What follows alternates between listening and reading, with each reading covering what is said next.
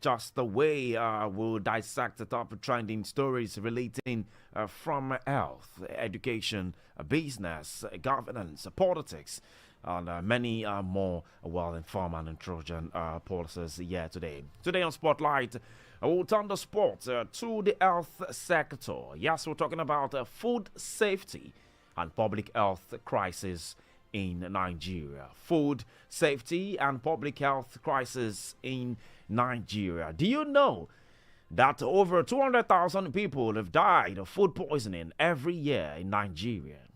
The economic burden associated with foodborne illnesses in Nigeria is estimated to about $3.6 billion per year.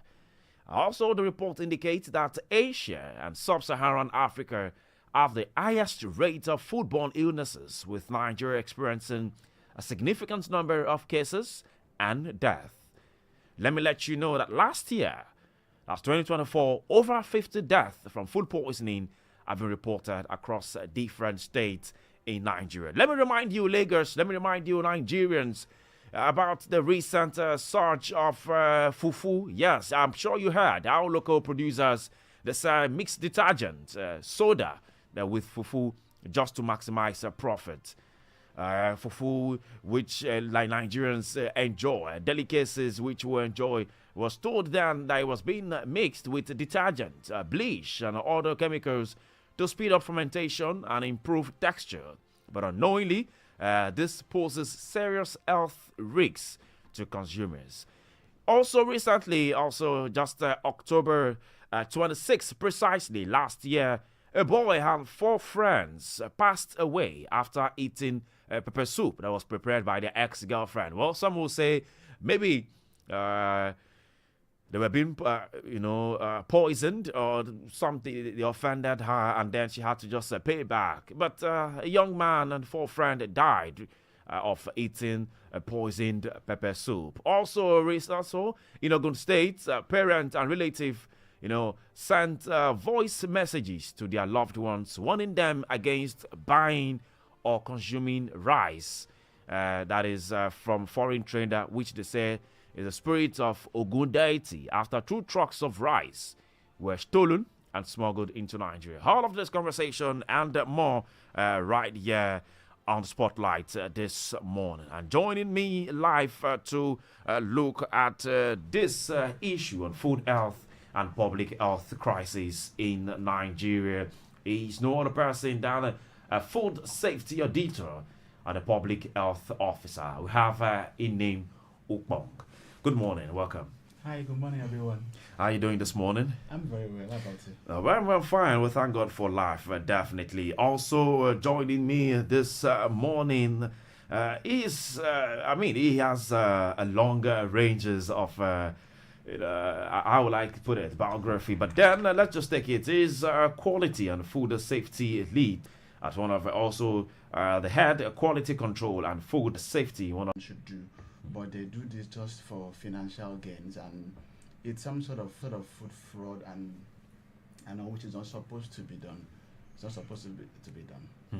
All right. So, what really is food poisoning? Because some people will just say, "Oh, someone will poison me." When you hear the word poison, it looks like like that too. Like the Nollywood kind of poison where they put something in your food. You understand? So, what really is food poisoning? Okay, in the simplest way, I would just say food poisoning is when someone eats food that has some contaminated food that has microbes that can cause disease. That is the simplest way to define food poisoning. So it's not me having a fight. What is this part? When you say pathogens, because some Nigerians need to understand what really is this pathogens. Okay. Because is it when you eat abnormal food? Is it when you eat some contaminated food? Is it what really? Organism. So if you eat anything that is contaminated, that is eating a contaminated food. Right, and like he just did say, and you also said, food contamination, that's what it simply means. So these are disease-causing organisms, microorganisms to say the least, meaning that there are certain microorganisms, be it bacteria, fungi, virus, that if ingested, of course, when through the preparation of food, be it from the farm all to the consumer table. So it's a lot, it's a chain, supply chain system, meaning that everything that has to be done in terms of handling, in terms of the cultivation of the land, the planting on the land, the harvest, the storage, up to the industry, where you're not doing the food processing, manufacturing, fast-moving consumer goods, and then everything about it. If at any point of this phases there's loss in control, which is where, of course, the quality control and food safety comes into play. If, as per handling, for example, somebody who is preparing the food has not observed good hygiene practices or good manufacturing practices, as the case may be, then this disease-causing organisms, like we call pathogens, gains access into the food system. And then again, most times, the challenge is not even just the microorganism entering into the food stream. The major concern are the toxins produced by the microorganisms. What are these toxics that is produced? Okay, a typical example, there are quite a lot of them that are really hazardous, but a typical prevalent one is Escherichia coli. We have them called STEC, so sugar toxic E. coli. That means they produce toxins. So they are E. coli kind of strains. So if and most times in raw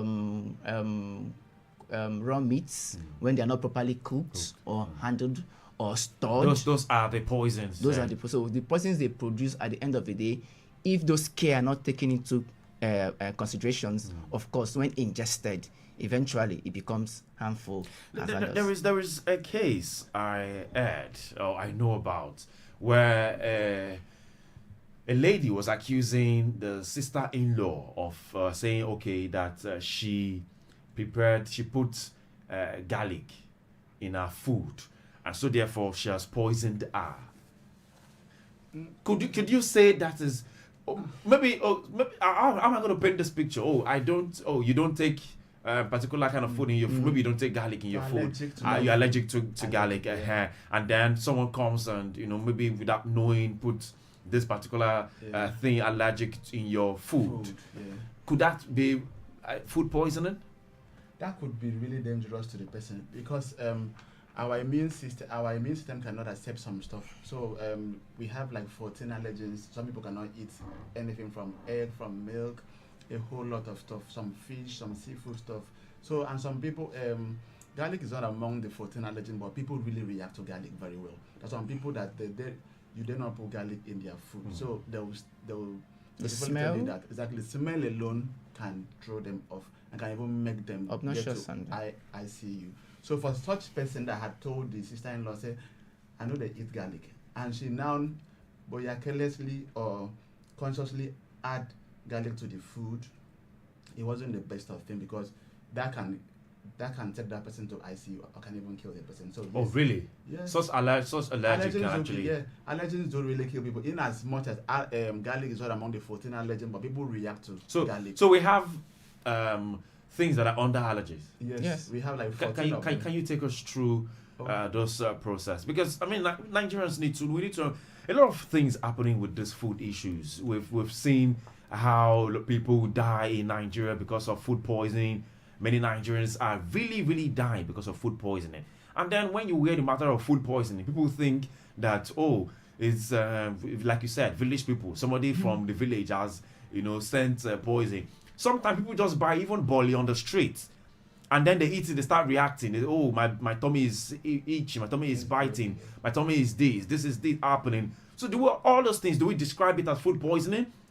Because that name, poison, is what we are really, really looking at when you say food poisoning. Sometimes we just say, maybe you ate something that is not good or this. But when you say food poisoning, that's what I really would want us to go deep into. Take us through the allergies, and then we'll come to analyze all of these things about food poisoning.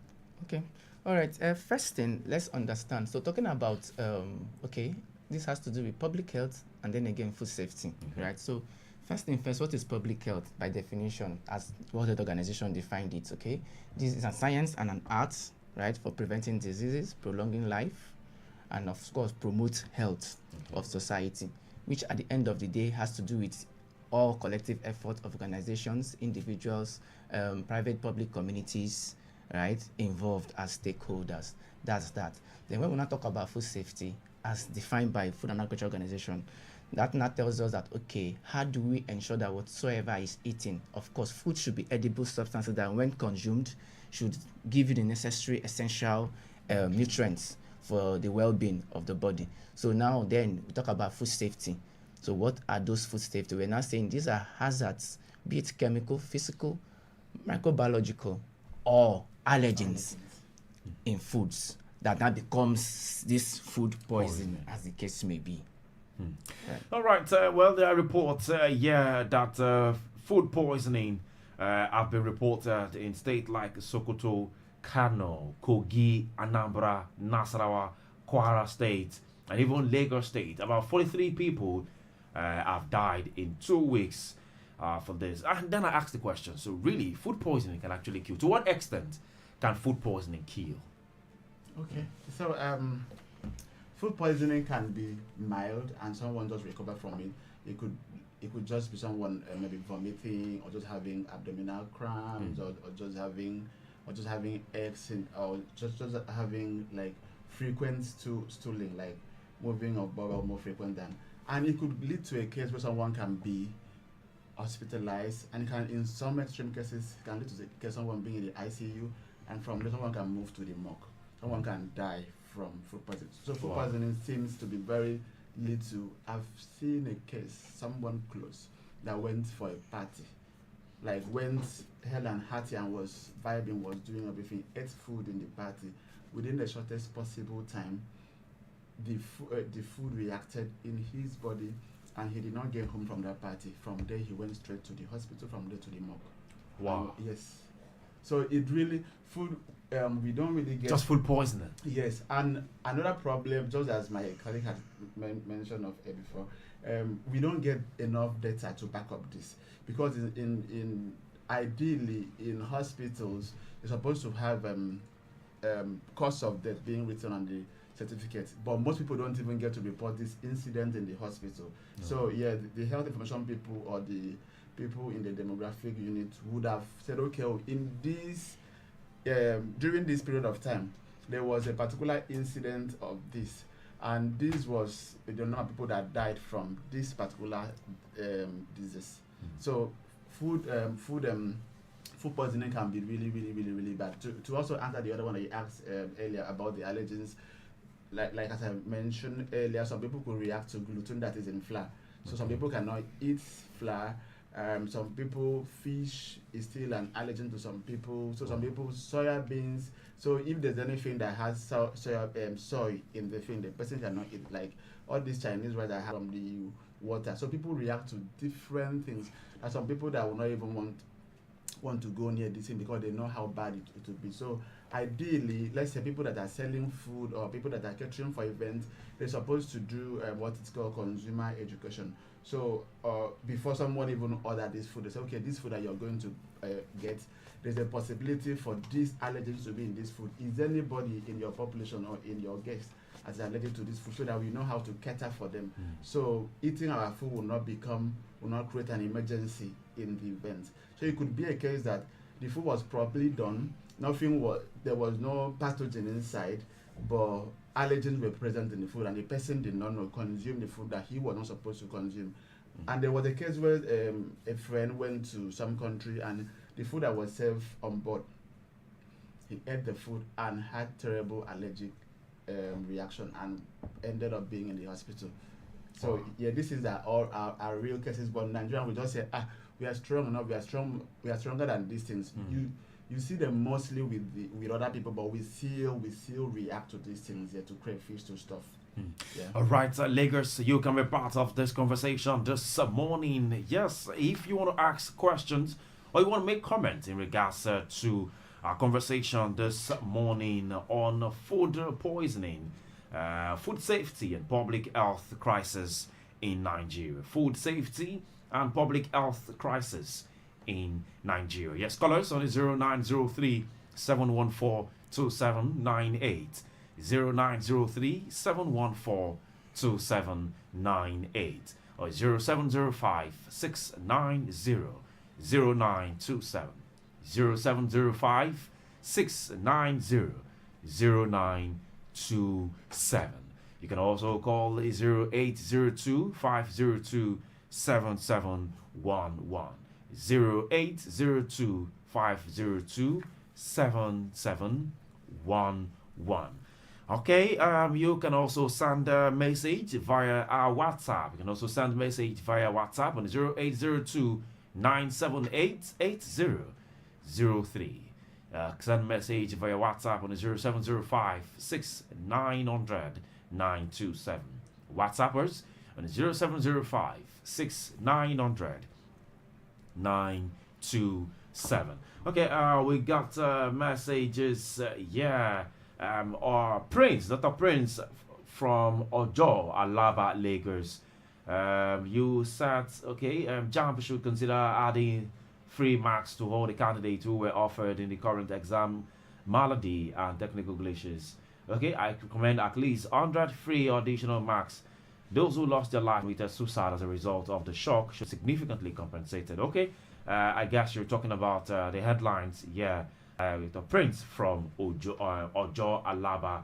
Okay, we also have this. No. All right, yes, color is 0705-690-0927 or 0903-714-2798. Yes, let's go to our conversations right here, talking about food safety and public health in Nigeria. What do you think? What are the causes of food poisoning? Let me come to Peterside. What are the causes? What causes all this food poisoning? How they get it? They just maybe they just have some pain and then they go to the clinic or the hospital and they say, you have food poisoning. How? Where did I get? How did I get it from? I washed my hands. I did this. I did that. All those procedures. But yet they still have. So how did they get this food poisoning? What are the causes of food poisoning? All right, so very quickly, like I said earlier, this is a kind of a circle, it's a supply chain stuff. So we're saying it's you and I kind of approach system in the sense that at any point of the way is like a transition, right? So right from when the food was being placed, we feel very resilient, like our body immune system is resistant to virus or microorganisms or as the case may be, which of course these foodborne illnesses. But then again, it's not what it is in the sense that these things are real, right? So everything cuts across all that they used to do in the food supply chain. So meaning that when this food is being prepared, there are precautions that need to take place, meaning that is it well washed? In fact, let me just bring it out. We're looking at the 4 C's, for example. That could tell us the cooking process. That could tell us the chilling process, which of course refrigeration and freezing, right? Then we're also looking at the contamination process. Right? So we're not saying that either of these pathways, if there is a miss, a loss in control, then that becomes a cause for food poisoning. All right, let's go to the phone lines. Hello, good morning. Good morning. My name is Olukemi Walker. I'm calling from Lagos. All right, Olukemi Walker, please make your please, comment. can I speak to the moderator, Mr. Inem? I want to ask a question concerning. Is that the? I asked a question. Go ahead, please. Ask your question. Go ahead. Okay. So I want him to enlighten us more on the food allergy that you mentioned about the 12 that you mentioned about the food allergies. I want him to enlighten us more on it. All right. And I want to appreciate him for all his commitment and the training and lecture he has been giving us all these days. Thank you so much. All right, thank you very, very much. Okay, yes, Lagos, keep your call coming in 0705 690 0927. 0705 690 0927 or 0903 714 2798. Colors 0903 714 2798. Okay, we are trying to conclude before we get to that call. Let me quickly wrap up on that. So we're saying let's consider 4 C's of possible. That's the cooking process. Yes, cooking process. The chilling process, and then the contamination process. Okay. Then you also have the cleaning process. Okay, the cleaning process. So that becomes the first. So what does that tell us? Let's start with at the point of say cleaning, right? So that means that before you even start your food cooking operations or food handling operations, the environment, like what we talk about, food contact surfaces, utensils, equipment, all of those things that has to do that will come in contact with the food, you ought to have done your thorough cleaning and sanitization. Sanitizing meaning your means of trying to remove microorganisms now at that point, right? Then other ones could be taken care of in terms of physical hazards, chemical hazards. At the point of thorough cleaning, you could get rid of those ones, at least with physical cleaning. Then, of course, when you now start the cooking proper, right, are using the right temperature. Oh, all of those things also matter. Also matters, yes. At the food poisoning. Yes. So at the point you're cooking, of course, boiling point is 100 degrees. And not just that you're cooking. So you have to boil it till it get burnt. Then you are sure not burnt, but at the point of cooking, it has to be thoroughly cooking. Meaning that we might not be able to test it, but of course, food that has well boiled, you open your pot and it's bubbling. Sorry to comment. Talking about that boiling point, we see some or we hear some that you just need to steam a little. Sometimes maybe chicken or turkey, and they just say, "Oh, just steam it." So all of those things, are they not? So sorry. It's must, particularly for poultry, chicken, turkey. These are one of the hazardous carrier of microorganisms, Salmonella, E. coli. Very, very. The pathogenicity is high. The disease causing is high. So a chicken or a turkey, whatever it is, must be thoroughly cooked. In such a way that if you have a temperature probe and you insert around all of the pieces of chicken, you must attain that 100 degrees to ensure that it has thoroughly boiled. Wow. Because sometimes you go to some places and then they say, "Oh, just steam the meat. Oh, just do this and that," and you feel like, well, that's the foreign style. That's the better way. But go ahead. You're completing your seeds. You're trying to make. Okay. So that wraps up for the part of the cooking that at least you should do it at the right temperature, as much as even time combination. Some food you might have to cook for 10 minutes before you can say, okay, it has been thoroughly cooked. Some might be for 1 hour before it has been thoroughly cooked. Some might be less. That's a bit. So it's a whole lot.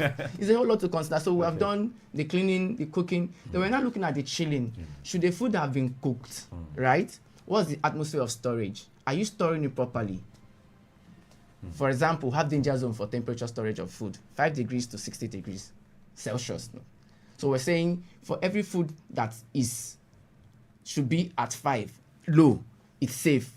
But anything from 5 upwards to 58, 50 still okay. Anything from 5 up to 45, 50 mesophilic like body organisms, then it's become a danger. So what does that imply? That it's either I'm having them refrigerated or frozen, which is 5 degrees low downwards, or you're having it at 60 degrees upwards, which of course it has gotten to that hot temperature where you know that microorganisms cannot thrive, because these microorganisms most times you just cannot control them, because most of them, they are heat lovers. There are some that even at that high temperatures they could still find ways to survive. Their spores mean that you could even destroy after them. Cooking? Yes, you could destroy them. For example, take milk. For example, in food industry, there's what we call sterilization, commercial sterilization, or pasteurization. So for stuff like dairy products, if that care is not taken, that control measures, then their spores may survive. Even if you destroy the microorganisms, if the spores survive, chances are that when they leave the temperature system that you're supposed to have contaminated them, eventually they could, by cross whatsoever, and have opportunity to grow again, and that becomes more hazardous, because we're saying that if you started up with, say, 1 microorganism, in the next few minutes it could be in 10. Wow. In the next few minutes it could be in 100. In the next few minutes it could be in 1,000. Just like that, they grow in what we call exponential progressions. Still talking about chilling. Let's go to the creeks where so many people don't even have a refrigerator. Okay. You know, that's probably called fridge in Nigeria. So many people don't have refrigerator. So how do they maintain this chilling process? Okay, so that's why you see it says 5 degrees to 60 degrees. So either you're on downwards or upwards. So meaning that if you don't have that means of preservation or storage by chilling, refrigeration, or freezing, then that means at any point in time before you have your meal, you must have preheated it or warmed it. At that point, you now attain that 60 degrees upwards, which gives you the possible chances of all microbial contaminations must have been destroyed. Which is why we say before you consume your food, make sure they've been warmed. They've been Well, cooked. we have some boys who who don't even Bother. well, no, I mean some boys like it, But like it cold. yeah, but then again, the thing is, at the end of the day, it differs by environment.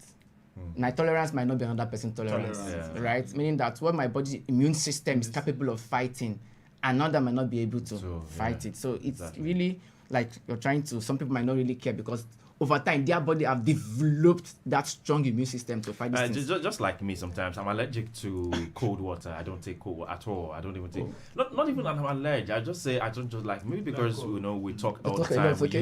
We use our voices and then we just stay off anything cold thing. All of these things where it happens. Well, that's chilling. I don't know if you're done with chilling. Yes, we are true with that. Oh, let's that's contaminator yes, process yes. now. Okay. So like you're not saying maybe if someone has for example, I have prepared maybe I have observed all of this. Okay. I have handled my own hygiene, my own personal hygiene very well. Okay. What the next person close to me?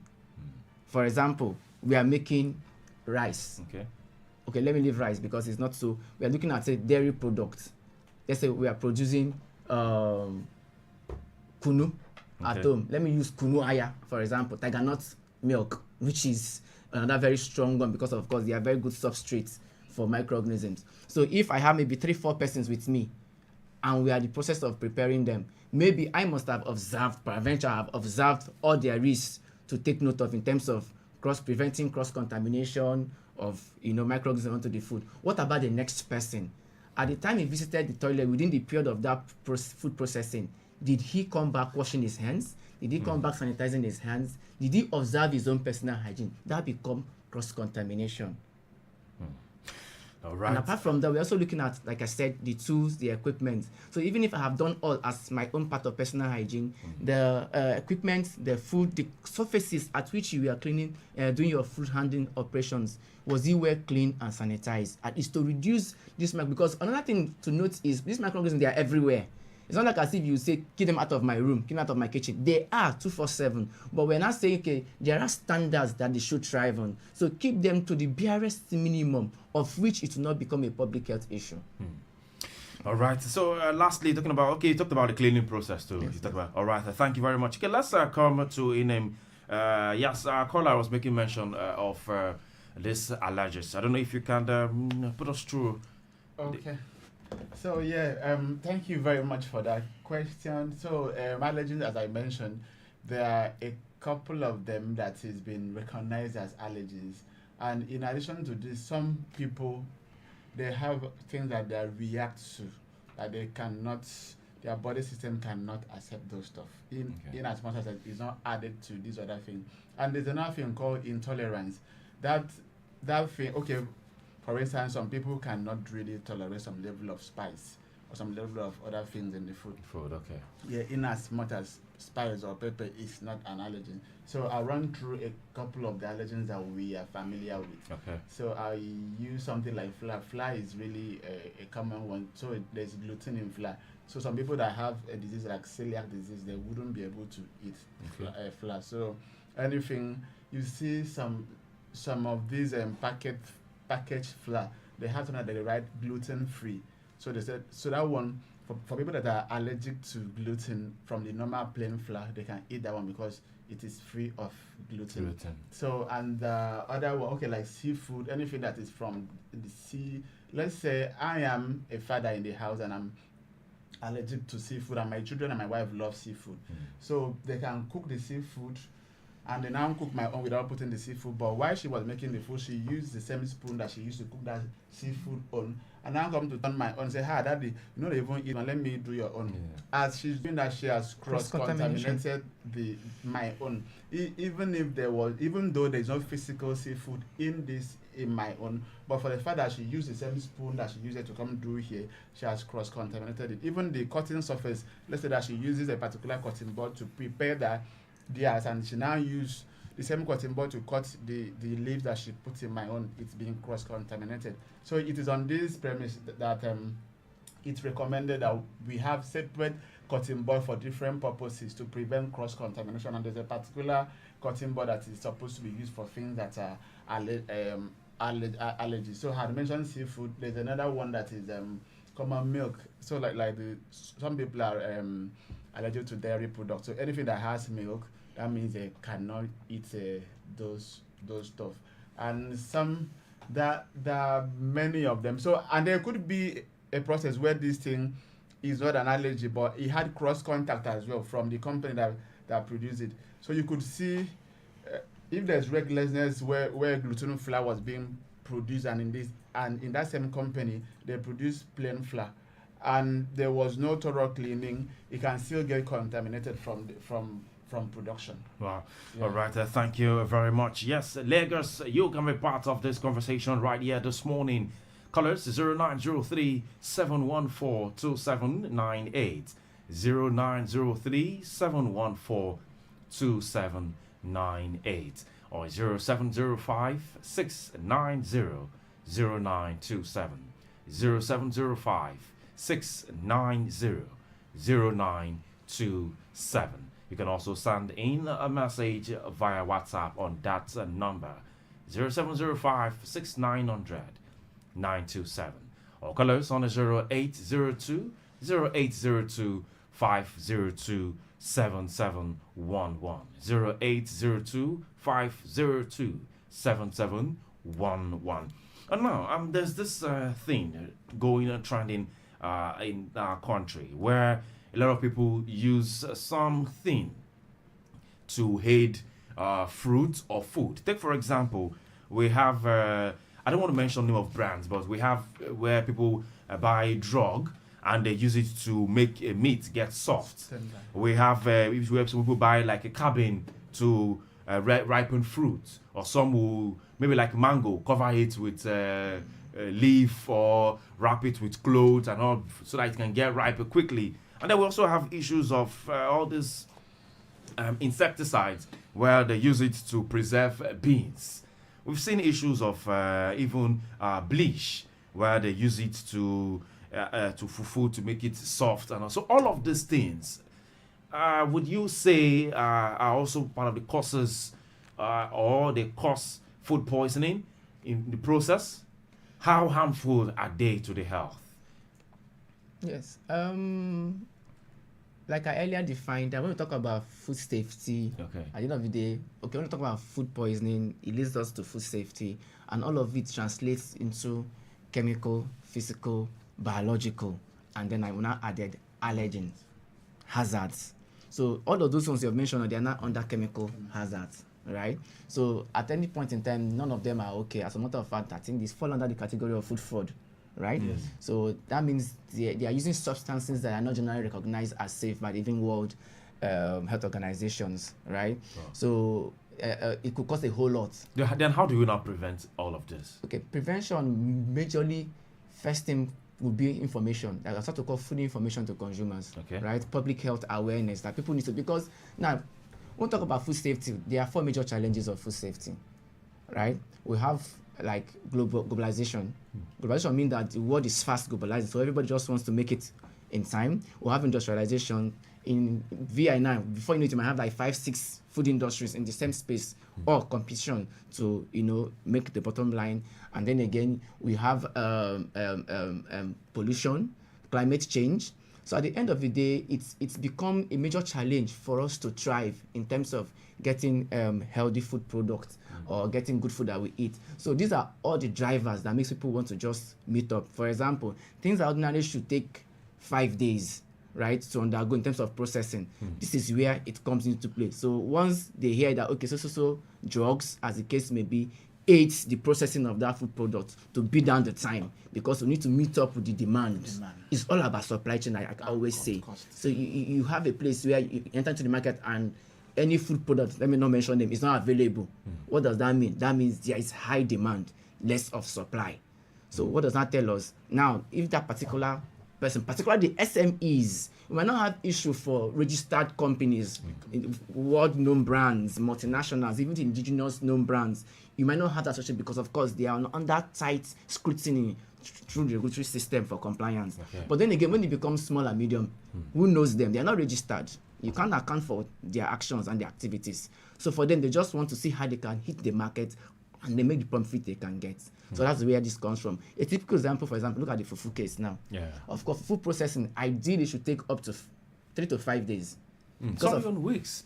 I mean, weeks. I visited the village once and I saw the processes and it takes. Yes. But at least we can beat it to 3 to 5 days, right? Because of course, the longer is not trying to tell us to deodorize, to beat down the odor. But apart from that, I think 3 to 5 days should do the work, right? But then again, because of this same stuff, they might not add something or reduce the time. And then fufu now for cassava base has a major chemical hazard, hydrogen cyanide. Yeah, cyanide. On its own. On its own. Yeah. So now food safety, some are even inherent in the food product. Like we talked about allergen now. Those things, they are agents already in the food. You can't control them. Wow. The only way you control those allergen part of it now is that, okay, take care of your processing. Mean, okay, don't allow cross-contamination from cross-contact of one utensils, one equipment or the other, or one food product or another. For example, if you have crayfish as an allergen, you have dairy product, they should not at any point in time come in contact. Why? Because someone who's allergenic to crayfish might not be to milk. And he knows that I'm buying milk from you. But at the point in your chain, somewhere along the line, crayfish has come into contact. So he feels I'm not allergic to milk. Right? So he buys, but he is allergic to crayfish. And he doesn't know that. Right? It's crayfish in the content. So these are all of the challenges that we are facing. So for that part of it, now, like I said, most times they are all inherent in the food system. Most of them call them anti-nutrients, because they are there. But during the processing methods, you can reduce them to the barest minimum. For this food owner, HCN, hydrogen cyanide, we're not saying is that period of prolonged fermentation, you're able to beat down the butyric acids that plays a role in that system. All right, Lagos, I believe, yes, you're learning from the conversation today. Health, they say, is wealth. Health is wealth. Yes, we're going to go straight to the elderly conversation right now, because we have elderlies who listen and also live more longer. That's our prayer for you right here on Super FM 92.7. Yes, call us 0903 714 2798. 0903 714 2798 or 0705 690 0927. 0705 690 0927. This is Spotlight on Super FM 92%. Okay, we have a message here. Says, good morning, Joanne from Yaba. So my first question is, how exactly do one know the particular allergy they have, especially when it is in an ingredient used to make the meal? Okay, we'll come to that question now. All right. Let me put this to Inem here. Say, how exactly do one know the particular allergy they have, especially when it is an ingredient used to make the meal? Then second question is, what is the first aid for food poisoning? So one can do that to reduce the effect of the poisoning. Okay, so how will I know what I'm allergic to? Okay. So I believe the most practical way is I would have consumed that thing first before I see how it reacts to me. But a more proactive way would have been just doing some sort of test before, which is not what we are really used to in this part of the world. So, but the most reactive way would be, I've consumed this particular food and I reacted to it this way, and perhaps I tried again some other time and I'm reacting to it even more than, so I'll know that is a no-no for me. My system doesn't accept that food. I'm not trying to be an ajebo, but my system doesn't just want me to eat that food. If I keep pressing on that food. So at first, sorry to interrupt you. At first, this issue of allergy, food poisoning, does it first? It doesn't go down to the hospital lane at first. Is it when it's done repeatedly that is when it goes haywire to taking you down to the hospital? I mean, when you take an allergy, where probably you're not allergic to a particular thing, and then you take it the first time, does it go harmful? Does it go deep down where it gets you down to the hospital? Or it is when it is done, when you probably repeatedly, that is when, or anyhow, I really want to get. Okay, so now, just as I mentioned in the other case, the least amount of allergen, the least amount of it, if it gets to the person's system, it will react. So it doesn't need a repetitive consumption of it. Once the immune system is identified it, exactly, like a signal receptor. Exactly. So no matter how minute it is, it could even be just like using the spoon that you use for the other one. So it doesn't need me to consume so much of it. So once I notice that as a person, I will just know, oh, so this is not for me. Like the guy I mentioned that ate some snacks in the on board while they was flying. He never knew that he had such stuff until he had that incident, and they now had to try to see which of these things did he react to. It could take some sort of effort to realize. So the easiest and the most reactive way is when I see I eat this thing and it's not compatible in first aid. So that will most likely be symptom based. So for instance, the person is losing fluid. So the most possible thing will be to rehydrate and get some fluid in while you're not waiting. You may just get something to control the we don't recommend first aid for food poisoning is taking in water, because you're losing. The person is probably vomiting and it is stooling. So you don't want to lose more fluid. As the person is losing more fluid, chances of the person, it is dangerous. Someone can die if you lose more fluid. So as you try to rehydrate and you get to the hospital right away, because when you get to the hospital, they can now try to put back that fluid intravenously. If you're drinking it, you might as well say vomit it out. But when they now get to the hospital, they will administer some antidiarrhea. They will administer the fluid intravenously, which it will help, and the person will most likely. Is it all food poisoning that you have to go to the hospital? I really recommend. Okay. Because you never can tell what will happen. Time is of essence. I never can tell what will happen. Sometimes like Lagosians, we're stubborn. Nigerians, we're stubborn. We're like, let's just wait and see small. Nothing is wrong with me. And especially with vulnerable groups like children, pregnant women, senior citizens, we shouldn't really joke with them. It's better we kind of spend money than we waiting to see it will get better. Exactly, because it might not. Time is really of essence. You wouldn't know how much fluid the person might have lost between that possible time. There was a case I just read one this morning where ate food was even an overnight incident. Before they could take to the hospital, before they could do all the bureaucracy, before they could do this, life was lost. Wow. So best thing is as early as possible as you see this, and there are some things I really recommend someone have all these there's an ORT at home, so that in case you have such, you should try to rehydrate first and replace the lost fluid.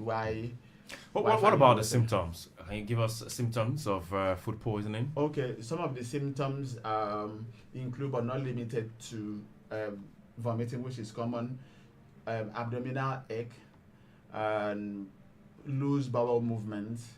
That means having to defecate. Water, and it's most times watery stool, and as it gets further, the person will get weak and tired. For in case of children, most times the eye may become a bit sunken, the fontanelle may sink like this other place. So those other things are not things we should joke with. Straight to the hospital because they need to administer intravenous infusion. All right, thank you very much for that. Now let's go to the elderly. Let me come to Peterside now. At the elderly and even individuals, that has, especially elderly people who has a weak immune system. How can they stay away from these complications of food? The food complication. How can they stay away from it? This food poisonings. How can they stay away from it as an elderly person? Okay, first thing first, it still boils down to healthcare system in terms of clinical records. So as an elderly, that means at that point, if the medical system is working, is functioning, because then we've seen some elderly people, or we've heard, I don't take this, yes. I don't eat meat, yes. I don't eat yes. I don't take oil, that's I all don't of take it. this. So that's all of it. So those are the health history. So already so for someone who is 70, 80 years, the person should know his or her medical history.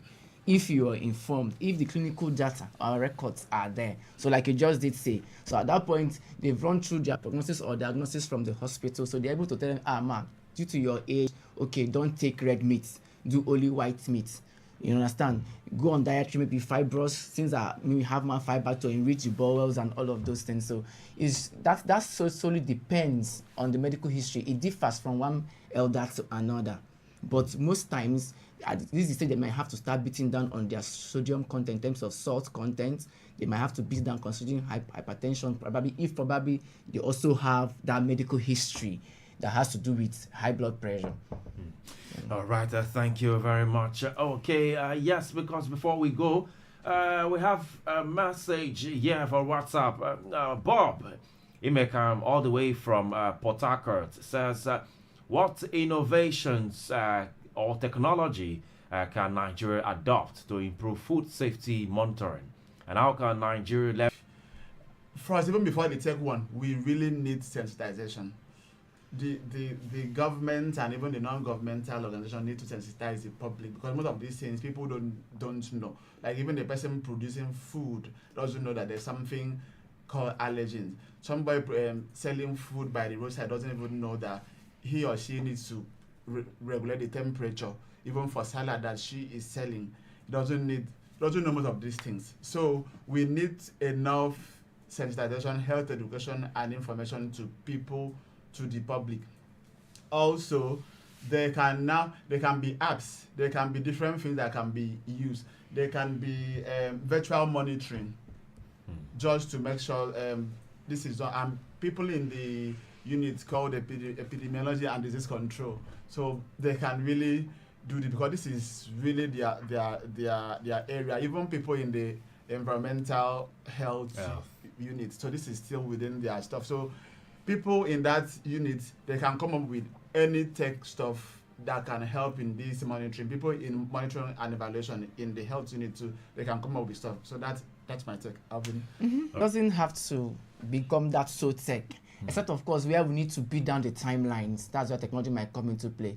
If not for the basic cost of our... and colorating all their waters and washing of chicken meat and cow meat, before it's being served to the public, just to prevent all this Campylobacter's issues in the system. What do you advise quickly? Okay, so ideally they do some of this in most places. If you go to most abattoirs, they do. Even before they kill, the standard is before they won't kill any animal, it's supposed to be pre-mortem inspection and post-mortem inspection. That means they inspect the animal. Let's say they want to kill a cow, to be sure, is this cow fit? Because cow has something called zoonotic diseases. That means some diseases that are in animal that can get into human. So like there's some sort of tuberculosis and many other things. So they now have to even test this animal. Is this animal fit for human consumption? Does it have any of these disease in it? So that is pre-mortem inspection. So now when this animal has been killed and they're now cutting them into parts, they now did post-mortem inspection, because just as he kept mentioning, is a chain, nothing can go wrong anywhere. So is this meat still fit for consumption? What is the water, as we said? What's the water like? Does it have coliforms? Is the water clean? Was it chlorinated? Was it treated? And even the slab that was used, surfaces. Even the surfaces, the storage facilities, do they have something to keep it within the recommended temperature? Even after that, how do they transport it? I've seen Lagos is really trying that one. They have because this meat shouldn't be transported in temperature danger zone, so they should be transported in a controlled environment. You see, they have some sort of van that has chilling devices in it. So yeah, that's all right. Thank you very much for your time this morning, Alvin Peterside, who is a food scientist and a safety consultant. Thank you very much for your time this morning. Thank you. All right, also Inem Ukpong, a food safety auditor and also a public health officer. Thank you very much for your time this morning. Thank you so very much. All right, Lagos, this is where we draw the curtain today on the food safety and the public health crisis in Nigeria. Join us again tomorrow for another great edition. My name is Michael Young. Have a beautiful day. We don't just talk the talk, we walk the walk. Switch to the good side of life here on 92.7 Super FM.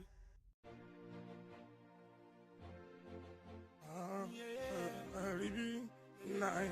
I take you on Arabam.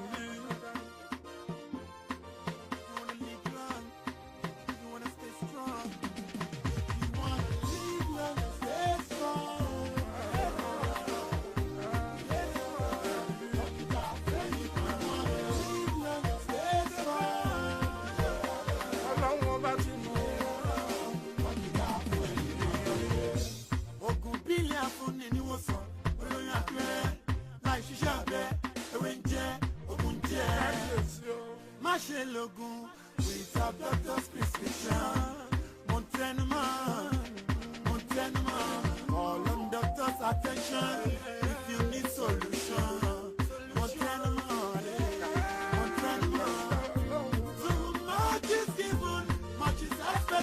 Super FM, Radio Safe Haven. Get ready, Lagos! Something powerful is about to happen. Christ Embassy Lagos Virtual Zone, Church 2G, invites you to a life-changing encounter at Jesus Alive Crusade. Date, Saturday, 24th May, 2025. And the time is 3 p.m. sharp. Venue is